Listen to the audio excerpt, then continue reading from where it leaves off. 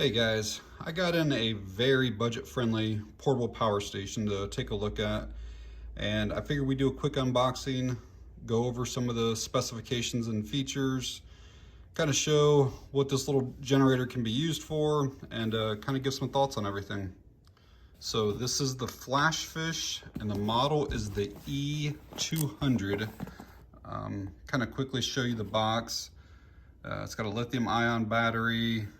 It's got AC and DC output. It's got 3 USBs, which we'll go over all that. Pure sine wave inverter in it. That inverter is a 200 watt inverter with a 250 watt peak. Nothing really on this side. There's some product features. Nothing on the bottom. Here's some of the safety things that it's built into it. We'll go over some of those in a bit too. And nothing on that side. So let's get it out of the box. So we got manual up on top.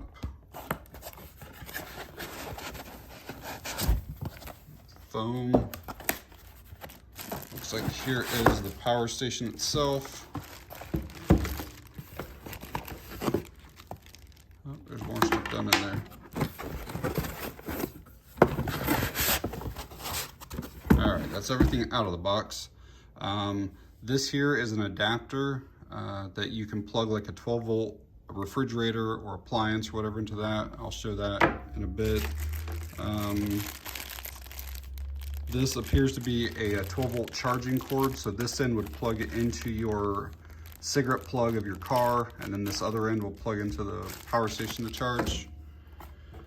There's a little included LED light, so this will plug into one of the USB ports, and then you'll have a light on this side.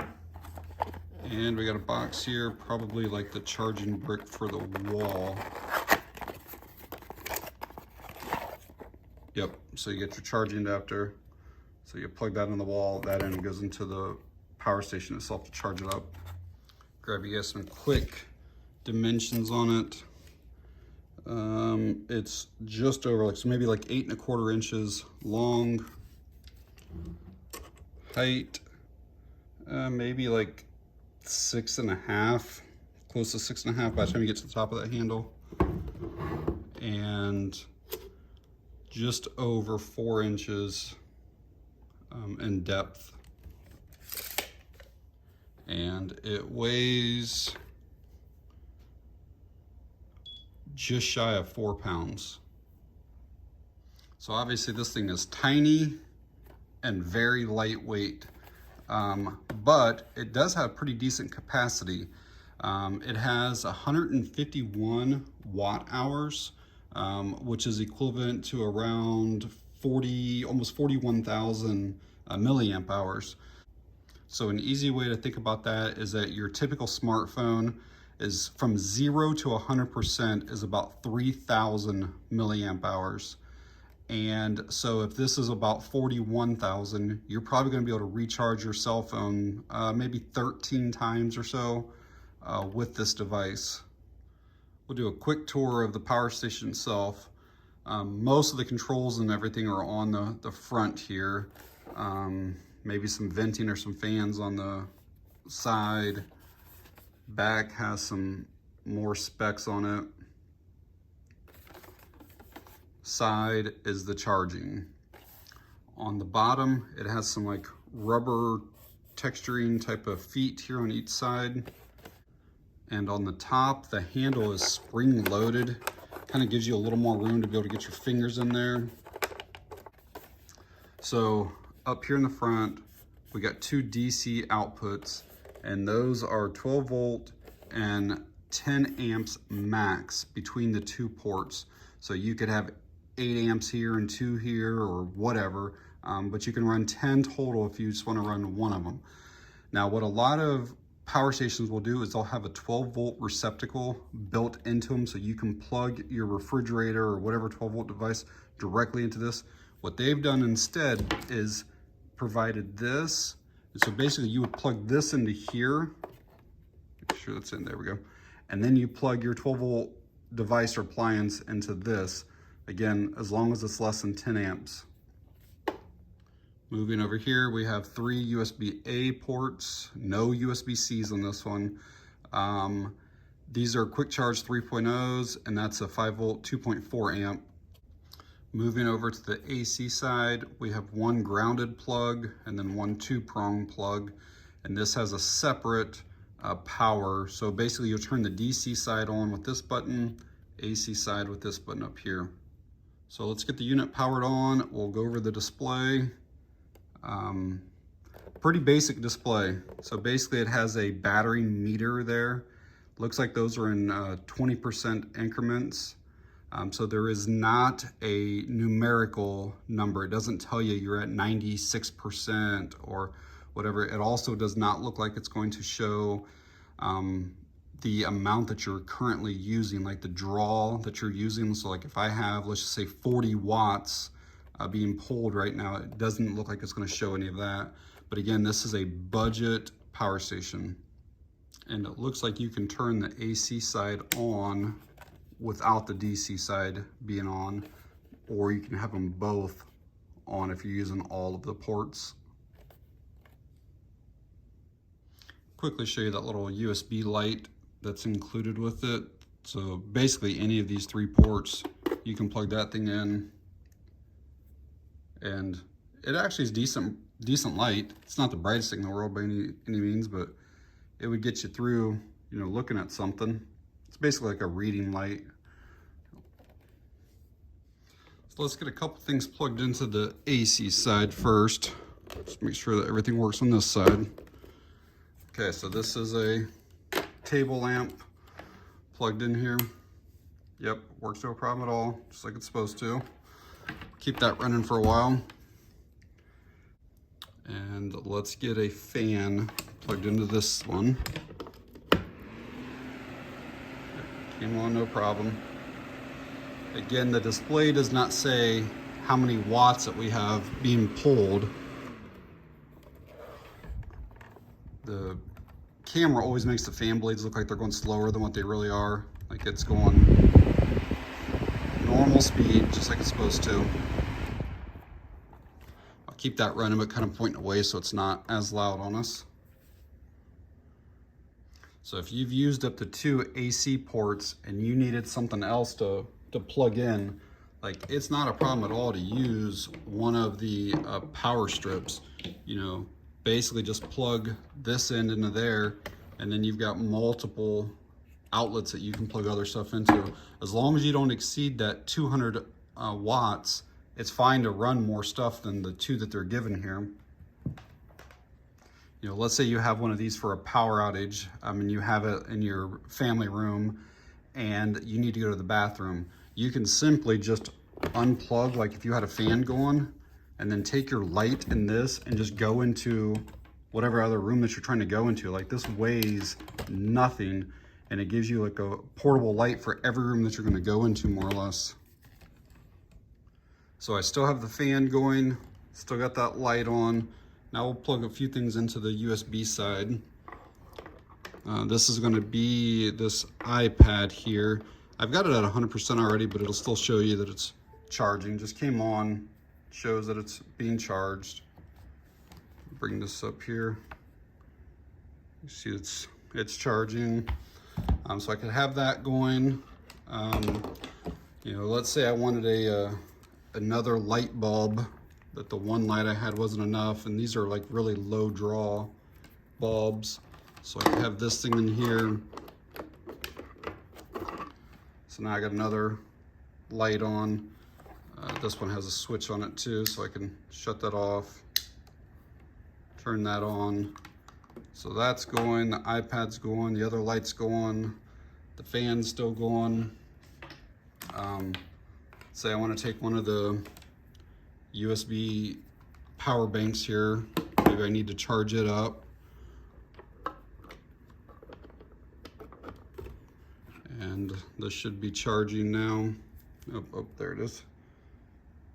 See, that's charging. So got all those ports being used, plus all the AC ports. We still have these DC ports over here that we can use. So I don't have any devices or appliances that use those 5521 barrel connectors for that side. But what I do have is a little power inverter that's designed for your car that's got that cigarette lighter on the back of it. And we should be able to take this plug here, plug it into that, and then plug this into this. I know this is kind of looking like a cluster. I'm just showing you all the things that you could possibly do with this thing. So that's plugged in there. I should be able to plug this into this, and then I should have power, and yes, I do. So now I have 2 more outlets that I can use, and I have multiple USBs. So now I've got a USB-C and 2 more USB-As on that side.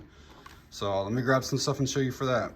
So every single thing that I've shown so far is still on. Lights are on, fans are on, iPad's on, little power bank still charging, it's still on. I mean, everything is on. And so here's that iPad. I got another iPad here. So now I'm gonna take this one and plug it into one of these USBs. And again, it should power on. Yep, just came on. And it is charging.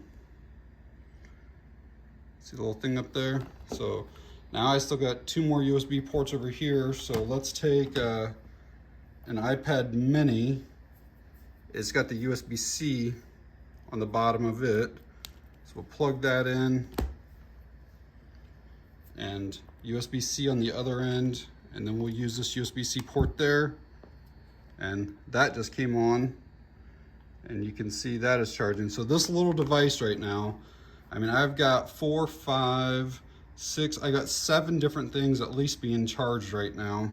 You know, let's say I've got those 7 things plugged in, but I need to charge some batteries for, you know, a handheld flashlight. Well, I can plug in this charger. See, it just powered on. Again, all this is running off this little power station here. And I can take my little AA type batteries, put them in there, and then start charging those things up. Now, obviously, the more devices that you plug in, the faster that the battery is going to drain on it. But I'm just giving you examples of all the things that you can, you know, potentially use this thing for. So I'm gonna let all this stuff go for a while. Again, I still got every single thing is plugged in and being used, but we're gonna let that battery drain down as long as it takes, and then I'll start charging it back up. All right, guys, gonna make sure that this little FlashFish can indeed accept a solar charge. So my setup, it's early November here in Ohio, so not great sun, but we do have sun going into it. According to this here, it says that the DC input is 15 volts, 2.5 amps. So that's 37.5 watts. And so we're just gonna take the end of my panel, plug it into the side here, and see if we get anything.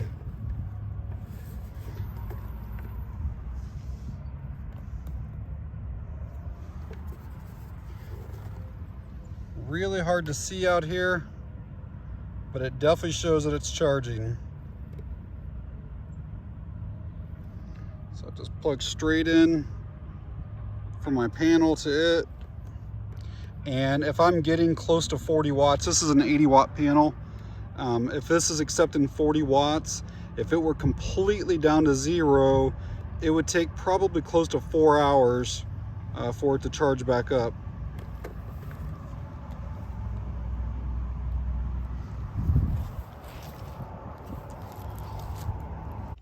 And like I mentioned earlier, we can charge this up in our car using the 12 volt receptacle there, or the AC wall outlet, so we'll charge it up this way as well.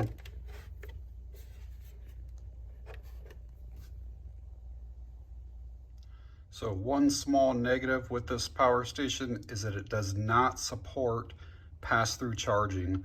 So if you were charging it with a solar panel or charging it with the wall outlet or anything like that, and then you try turning on like the DC ports, it will not work. Try turning on the AC port, it will not work. So you cannot charge and discharge at the same time with this one. So like I've said in other videos, I think these little portable power stations are a must-have for everybody, whether it's for power outages, going into your hunting blind, tailgating, boating, living in your car. These are good for people who live in apartments that cannot have any type of gas generators, whatever it might be. There's so many practical uses for these. Even if you just lose power for one evening, it's so nice to have something like this that you can pull out, just plug your regular lamp into it like you would normally use, instead of trying to find candles or oil lanterns, or have to, maybe have a single little flashlight. These things are so nice. This one is very affordable. These are around $109 on Amazon and also at Walmart. The display does not have all the fancy bells and whistles and stuff on it, but it does provide you the information that you need. This size will not power like your home refrigerator or a microwave, or a space heater, anything like that. Any of those large draw big appliances, something like this will not work for that. Something this size, like I showed earlier in the video, is better for lights, fans, maybe drone batteries, tablets, phones, things of that nature. So overall, I think it's a pretty decent little unit. It would get a small family by during an emergency for at least 2 or 3 days. And if you had the ability to charge it with solar, it could get you by indefinitely. So I will leave some links down in the video description for this FlashFish if you want to find out more information on it or anything like that. But that's going to be it on this one, guys. Thanks for watching. I appreciate it.